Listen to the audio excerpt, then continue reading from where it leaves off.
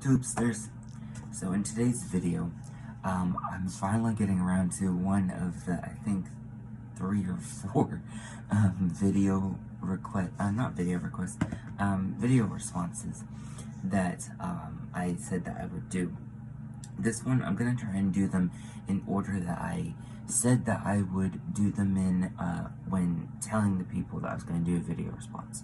So the first one is to Sam from Shadow Harvest. I have my notes here.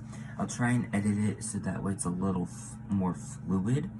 But there I am going to be reading my notes here and talking about these, I don't want to say talking points because that means something, but addressing these thoughts, ideas, things said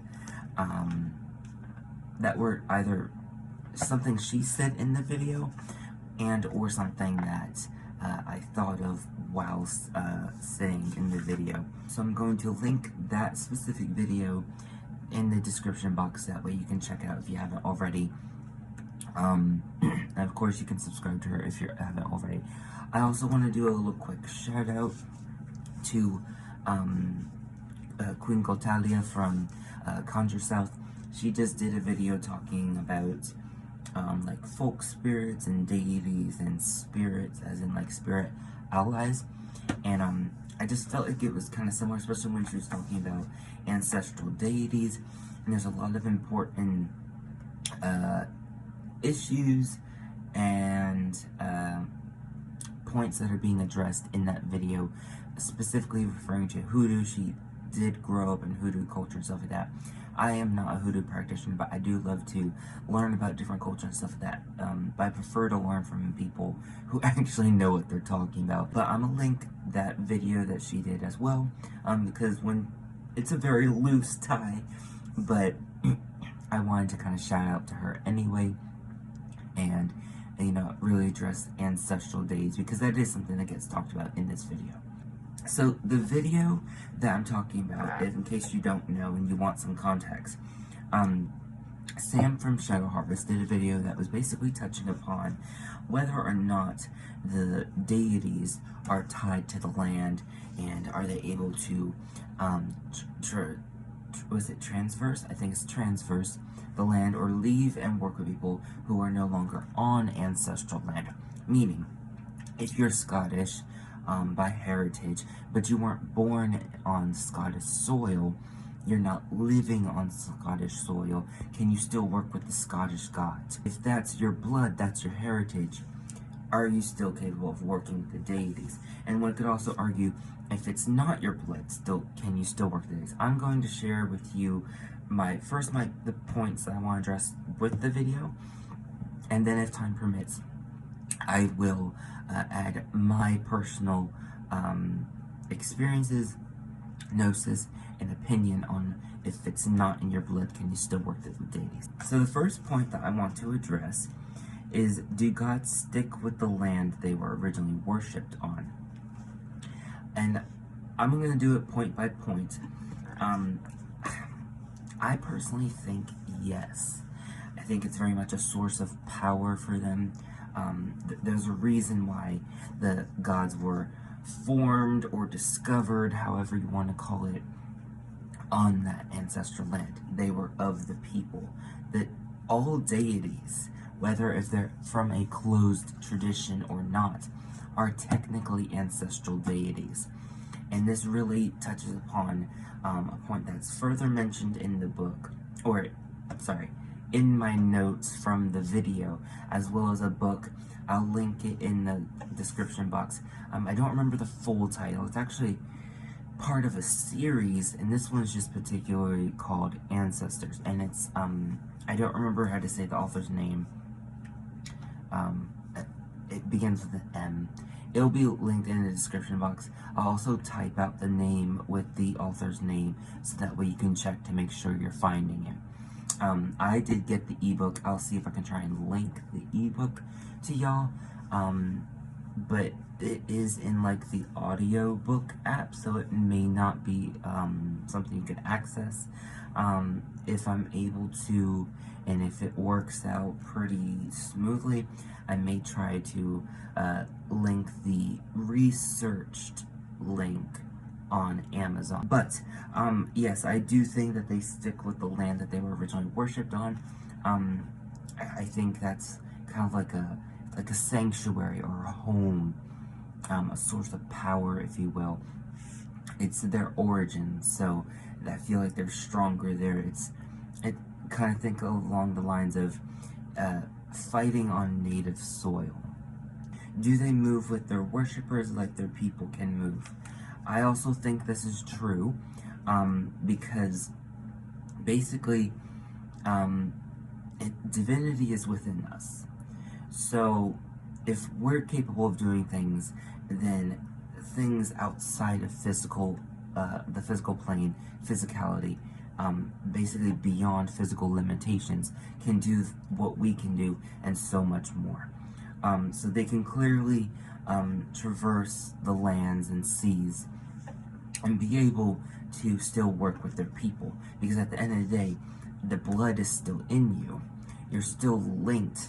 And as a human species, we are all the same. We may not look all the same because of different areas in which we grew up, and because of different genes that make our appearances look different. But at the end of the day, we all descend from the same ape ancestors that were living during the dinosaur era.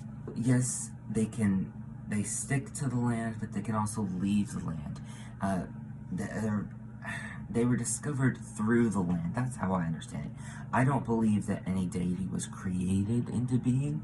I feel that's a very egocentric concept, and I just kind of feel like it's a talking point at this point. But anyway, they can definitely traverse the land and seas and still connect to their descendants, their people, no matter how mixed you are. I'm actually going to combine some points here. So I think this is something that she said in the video. Yes, they're tied to sacred sites, whether natural or cultural, but like us, they can traverse the lands to stay tied to their people. So that's basically the same thing that I was saying in this. I might try and like read over and combine some similar points moving forward in the video. So another point to kind of support those two and one points, I guess, is that following the people keeps them connected whilst physically disconnected to the land. That's pretty much basically what I was saying, so I'm agreeing with what you're saying in the video. Something else that she mentions is that being on new land may not be, they may not be connected, or there may just not be a strong connection, or they're just going to be able to venerate. And to me, that kind of makes some sense, because, you know, that you don't have the land. You can't do all the rites that were done on the land because you're not on there. You don't have those trees, those hills, those plains, those grasses, those fields. You don't have those things that they're connected to do things, to do the rites, I mean, that have been done since ancient times. So you may be able, your practice is going to be very different from someone who lives on that sacred soil, being able to do those things. But that doesn't mean that you can't still venerate. It may mean that there is not a strong connection, because, you know, a connection is nothing more but a relationship with a divine being, or with a spiritual essence. It's kind of complicated to use an umbrella term. I don't really think there can be one, but for lack of a better term, we'll say spiritual essence or being. So that's really what a connection is that it's the same thing as making a connection with a person. You know, you have to put in the work. Being present and being in immediate proximity with people is a real crucial part to building relationships. So another point that she mentions in there was that when a descendant goes back to the land of their ancestors, there's a sense of familiarity and comfort and connectivity. And that makes a lot of sense because it's in your blood. And, you know, whether or not you believe in reincarnation, that could play a factor as well. And then there is this argument of, in the science field, of basically like personalities and behavior traits can be passed on, even like certain ideas and to a certain extent memories, or maybe more about like ideologies can be passed down through DNA, and it makes habitualness. I don't feel like I explained it or expressed it the most best way, but and I think that there's some truth to that though, because how could it not be? If you have all these generations that once lived on this soil that are a part of your DNA, their blood has contributed to creating your blood. I also feel like this is a good expression to, or not a good expression, this is a good analogy or reference point when trying to explain universal law of contagion, that what just once in connection will always be in connection. That is literally what's going on in the physical manifestation of your blood, of your DNA. It is connected to a certain person. So you're forever connected to both ancestral parents on multiple levels, because there's been multiple parents that have given multiple births to the people that created and led up to your birth. So it's very understandable why there's a familiarity. I very much agree with that. So the next points I want to do is kind of more ones talking about new land, which is referring to America as a new land for the vast majority of people on this land. So we'll just keep it in the America sense.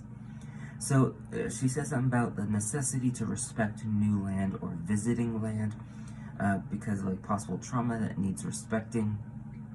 The new land can be familiar if you or your family is born there and grows up there.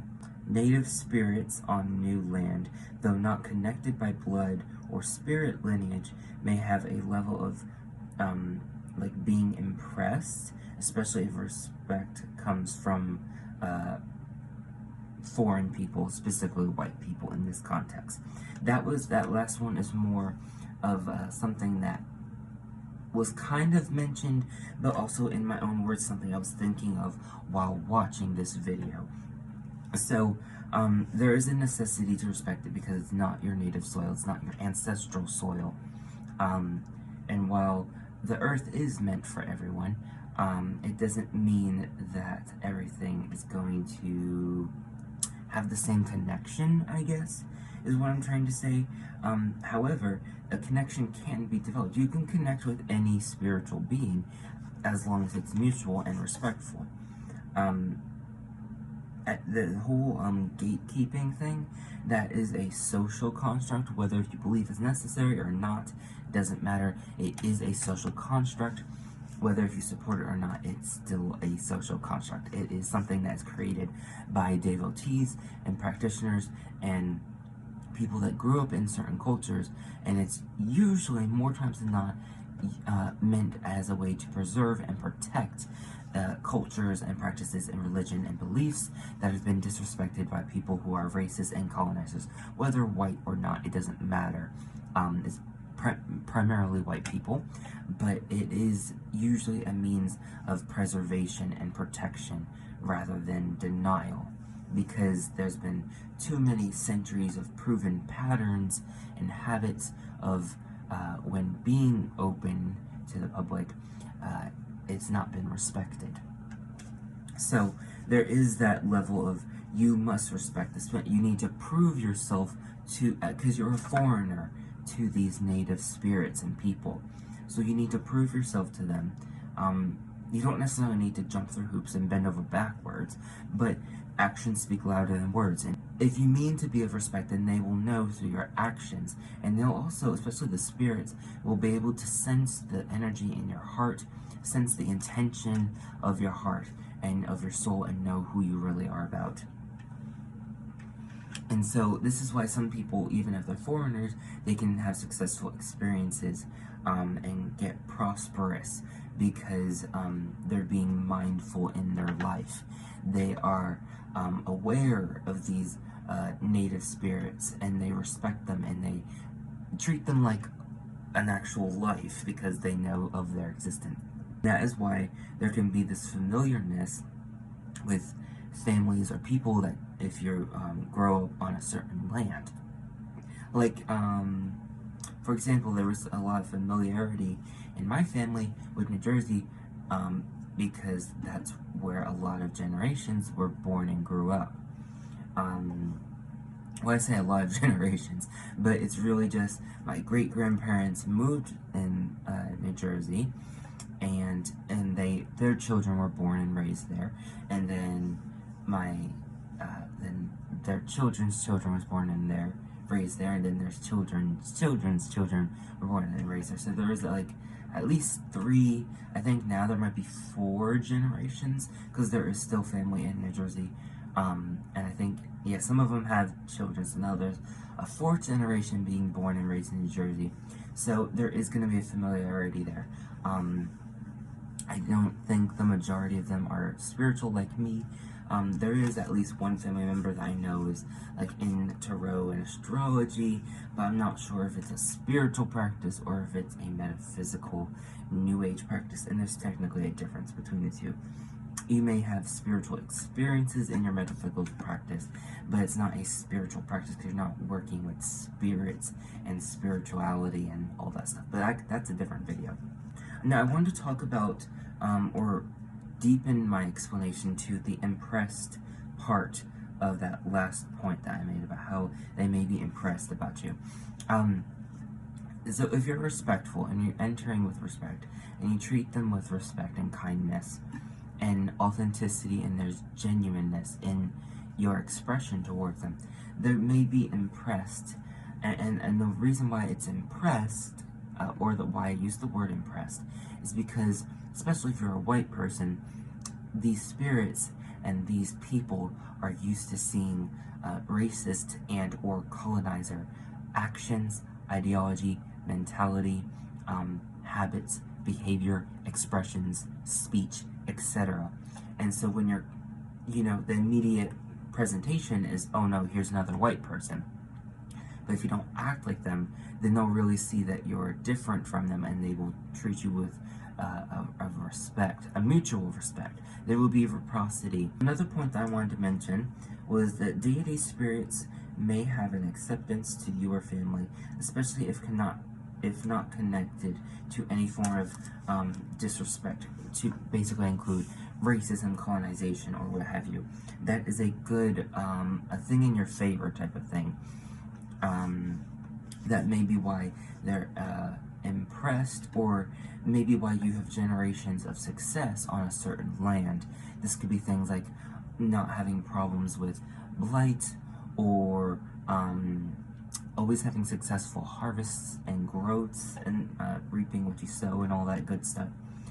It could be not having a lot of bug problems, not a lot of pests. It could be having pleasant interactions with animals and insects or whatever. It could be your house not going through a harsh storm, not being damaged as much. It could also, like tornadoes don't pass by you or something like that, or they avoid your house. For example, in New Jersey, even though my family wasn't heavily spiritual and doing magic and things like that like I am, my Grams in particular, who was, this is definitely a separate video, but she was the first, she was the chain of deviation, the origin of deviation in my family, and I'll make a whole video talking about that, and how you can figure out what part you play in your family's deviant religion. Like I said, it's a different video. But she was very, she always tried to, like, feed the wildlife, put out bird seed, make pine cone peanut butter feeders for the squirrels. There was a lot of respect of nature in there. She also didn't try to mess with any natural growth that was going on the land. There was ivy that was growing on the house that was left there. She appreciated it, and she didn't try to kill it. There was a blackberry bush that was in our corner that she let go wild. I think there's a big reason why we had so much fairy activity, or wee folk, whatever you know them as. It also helps that we lived across the street from a woods, so that definitely played a part of it. Unfortunately, a lot of that died down, and we did start experiencing problems because my mom, though not intentionally, did not carry on those same practices. So the next point I want to talk about, this is also completely my own point, is that there's a necessity for people to decondition, decolonize, and de-Abrahamicize their lives, their beliefs, and their practices. And this is something that I try to talk about as often. Usually I've been talking about it in comments, or maybe sharing it on my Instagram story. I haven't really made a video or used my actual voice to talk about it. But that's something that we're going to be mentioning periodically on this channel. So basically, I used to say de-Christianize, but then I found myself having to also include de-Catholicize. And so basically I just kind of brought in the Abrahamic general term of religion and saying de-Abrahamicize. We need to de-Abrahamicize our religions, our practices. And basically, decolonizing and de-Abrahamicizing they're both basically deconditioning. But there's specific forms of deconditioning that are crucial to when you decondition yourself. So you can decondition yourself, but then still not decolonize your practice. You can decondition and decolonize yourself, but not necessarily remove Christian or Catholic or any Abrahamic beliefs in your tradition, or in your practice, I mean. So that's why I try to address all three of them, because these are the main ones that are going to really help prevent cultural appropriation, prevent disrespect, prevent pejoratives or racist actions, words, etc., and being done, basically. So the next point I want to touch upon, humans are sacred to land. This is something that she also said, we are sacred to the land. You know, a lot of us were buried there. Something that I didn't think about before, but I'm thinking about now, is that if our blood and bones and DNA is part of the ancestors, a lot of the ancestors were buried on these lands, which is what makes them, or maybe solidifies them as being ancestral land, and why we are connected to the land as well, or deepens our connection to land, and why we can have access to this land spirit and stuff, and why they can sometimes cross over and come into our current realities, our current lands, because, and that's something that I feel like no one's really touched upon, but I feel like that could be almost like ancestrally consecrates the connection, I guess is what I'm trying to say. Then the last one is, when you move, and do you have to change gods? Now, I don't think you have to change gods. I think you just have to respect the ones there. However, it very much made me think of the conquerors forcing others to switch gods. And so this is very much something that needs to be a decolonized part of the practice. I feel like instead of forcing others to change gods, the lack of decolonizing has led us to now think that we need to change gods. And it may sound confusing, but if you've ever been following Black influencers or creators, or any person of color, or anyone in the BIPOC community, you may hear something along the lines of, oh, white people are just scared that we're going to do to them what they did to us, or something along those lines. I'm quickly paraphrasing. And I think that's that same type of concept, is that it was primarily white people, whether there are direct ancestors or not, they are our racial ancestors, and that's, I want to make a video talking strictly about ancestors and the entire concept and diversity in our ancestors, but they are our racial ancestors. Some of them may even be our spirit line ancestors because of similar faith or whatever, or they could be our heritage ancestors. Maybe they come from the same land. So we do have to be mindful of that. And I think that's a big reason why everyone, especially white people, whether you come from a specific family that's racist or not, you really need to decondition and decolonize your practice so that way you can solidify the non-racist experiences and ideologies. I'm going to group these last four together. These are points that were mentioned in the video. So divine communal activity is divinity from afar checking on devotee. I don't fully remember what this point was. I roughly remember divine communal activity or something along those lines that she mentioned in there. I think she's talking about like maybe when people practice together with the same divine being or whatever. I'm not sure, but this definitely, to me, I feel like supports the previous and first points addressed about them being tied to land but not restricted to the land.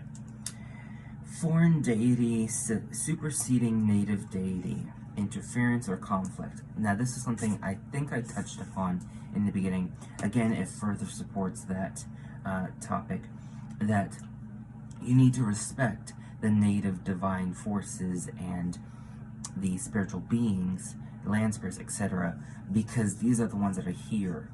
And at the end of the day, this isn't the deities you're working with, this isn't their land, this isn't what they're connected to, this isn't their source of power. So while they may be fine letting them work with you and be here, you need to also make sure that you're respecting natives on this land. And I feel like that's another thing to address that's not talked about in the magical, spiritual, witchy, whatever community. Respecting native and divine spiritual beings. We're always talking about, you know, oh, just enter with respect. And it's like, okay, but you're not touching upon a crucial point of all the native spirits that are on this land. Sorry, I thought I saw something. You're not touching upon the native spirits and deities associated with this land, which is pretty common. And while you may not be deliberately doing racist, that is the, oh, what's it called? It's like subconscious racism, when certain ideologies and actions and behaviors and stuff are done, whether you're intentionally racist or not. It's become a norm. It's become a norm to erase indigenous people and their practice and beliefs. So you're not even thinking about, oh, wow, there could be a conflict of deities here. Now, I don't really feel like deities are really going to battle with each other or disrespect or anything. I think it's more about the humans not respecting the divine beings, not divine beings disrespecting each other. But I also don't put human traits on divinity. I don't personify them in human ways, just because I feel like they don't deal with the same ego problems that we deal with. I don't actually believe that divine beings have an ego. I feel like that's a superseding, influencing, false representation that humans have put on them. But that's just my personal opinion. God's becoming strong because of numbers of devotees. Okay, so this was a point that she was mentioning. It's like, are they strong as themselves, or are they becoming strong because of the number of devotees? I think the activity might heighten because of the devotees and the energy being reciprocated and fed. Yes. However, I don't think they need us to survive. I feel, to me, that's something that needs to be a deconditioned, maybe even slight decolonizing aspect to the practice. And the reason why is because it very much screams egocentrism. It's like, oh, I'm keeping the gods alive. You need me. It's like, bitch, you're a fucking human. What do you mean they need you?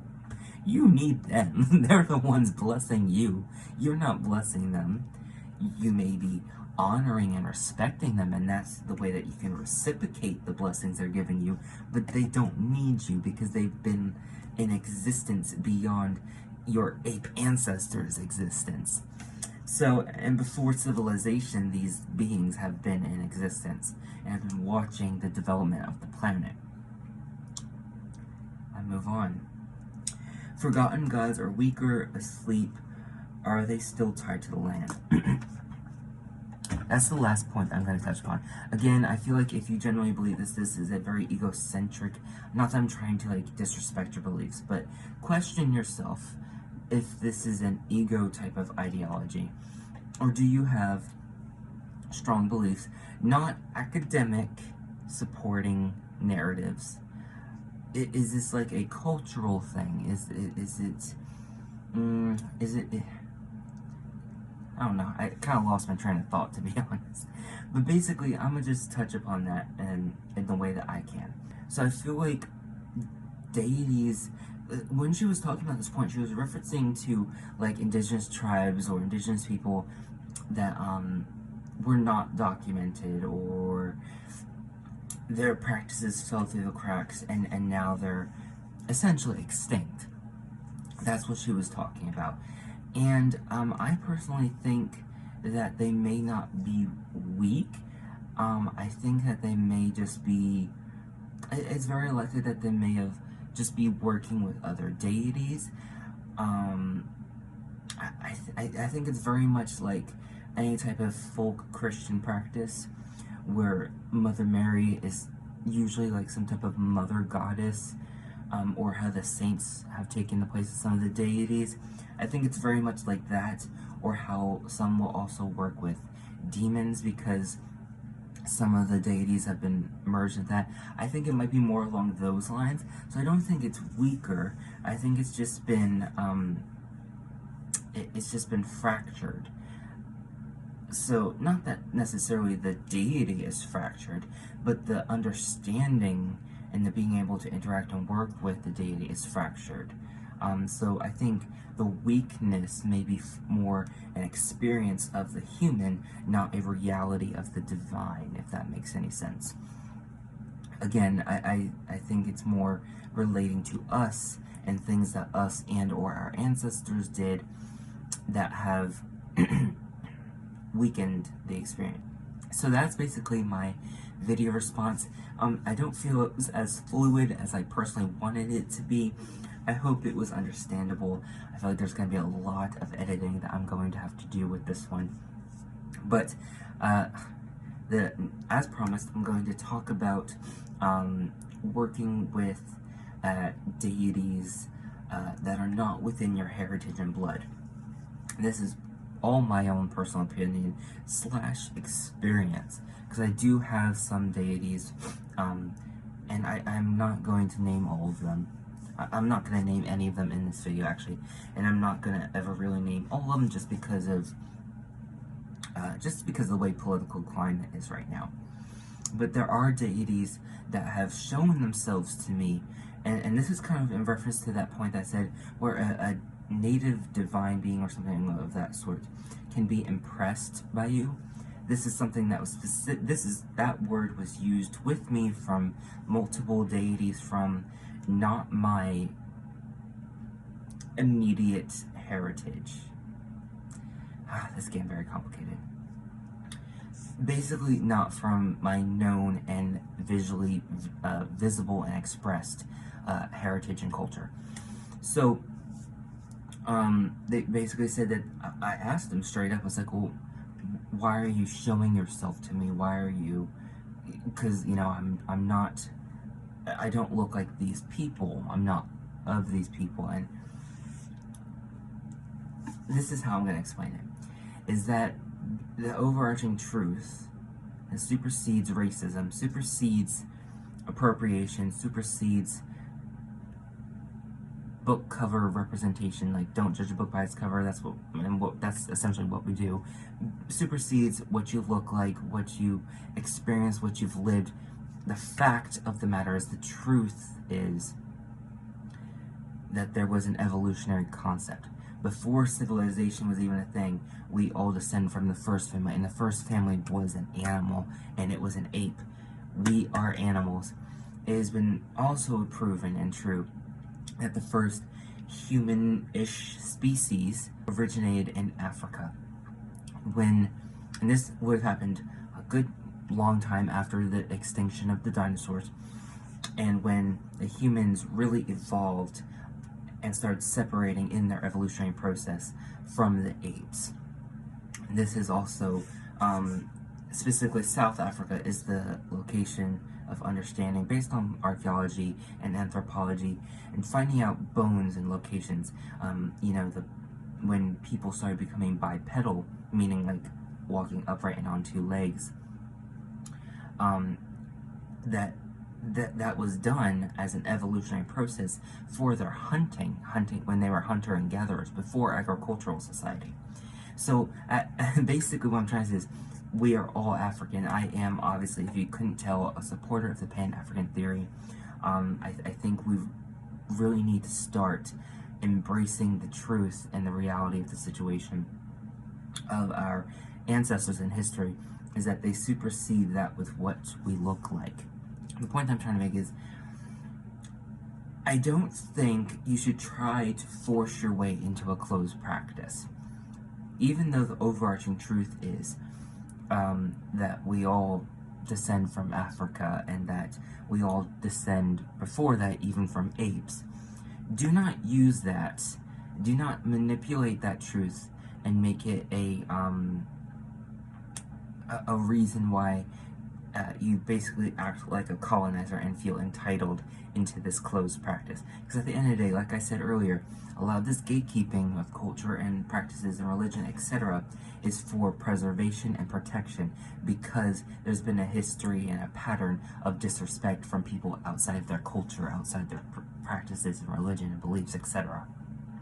So just because the truth is we are all the same doesn't give you the right to dictate how someone lives their life. It doesn't give you the right to dictate how they govern their culture and their beliefs. And it doesn't give you the right to worm your way in and consume whatever you want. If you really want to be a part of it, then you will find a respectful way of addressing them and requesting to be a part of it. And I think with that, I'm going to close this video. I feel like I've made the point across. If you have any questions, feel free to comment below. Check the links in the description box. As always, please like, comment, share, subscribe, all the good things. I think I'm getting a little more comfortable with saying that now. Also, do you like my Epona? I'm really liking putting it this way instead of having the tails. I think it's a really great fun point.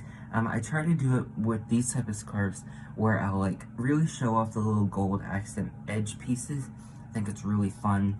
I don't know if you can see it because it's tucked away in the back, but it actually has like a black end with some like gold beads.